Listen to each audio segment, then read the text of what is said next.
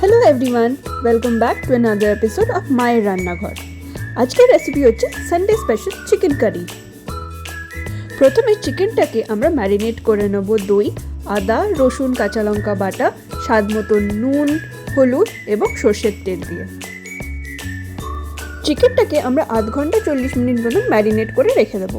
যতক্ষণ ম্যারিনেট হচ্ছে আমরা আলু এবং পেঁয়াজ দুটোই আলাদা আলাদা করে ভেজে নেব। পেঁয়াজটা হালকা ব্রাউন হয়ে এলে আমরা এটাকে নামিয়ে ঠান্ডা করে নেব। এরপর আমরা একটা গুঁড়ো মশলা তৈরি করব। তাতে দেবো হচ্ছে ধনে, জিরে, জায়ফল, জাবিত্রী, লাল শুকনো লঙ্কা, দারচিনি এবং এলাচ। মশলাগুলোকে ড্রাই রোস্ট করে আমরা গ্রাইন্ড করে নেব। তার সাথে তখন যে পেঁয়াজটা ভেজে রেখেছিলাম সেটাও একটা ফাইন পেস্ট তৈরি করে নেব। কড়াইতে এরপর আমরা ম্যারিনেট চিকেনটা দিয়ে দেবো। তার সাথে দেবো হচ্ছে জিরে গুঁড়ো, কাশ্মীরি লাল লঙ্কার গুঁড়ো, হলুদ এবং স্বাদ মতো নুন। কড়াইতে কিন্তু আমরা আলাদা করে আর তেল দিইনি, তখন আলু ভাজার সময় যে তেলটা ছিল সেটাই এখানে রয়েছে। এরপর আলুগুলো মিক্স করে চিকেনের সাথে ভালো করে কষে নেব। তারপর বেটে রাখা পেঁয়াজটাও দিয়ে ভালো করে আবার মিক্স করে নেব।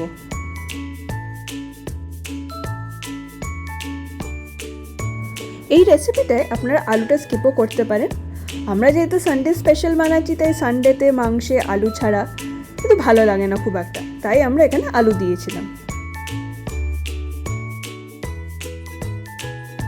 এরপর পরিমাণ মতন জল দিয়ে আমরা আবার চিকেনটাকে কিছুক্ষণ কষিয়ে নেব।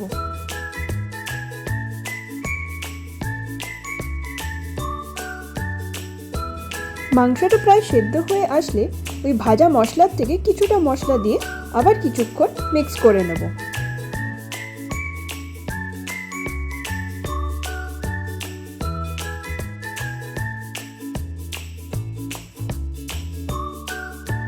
মাংস কিন্তু প্রায় রেডি আমাদের। এরপর কাঁচা লঙ্কা এবং বাকি যে ভাজা মশলাটা ছিল সেটা দিয়ে ভালো করে নাড়াচাড়া করে আমরা কিছুক্ষণ ফুটিয়ে মাংস আমাদের রেডি হয়ে যাবে।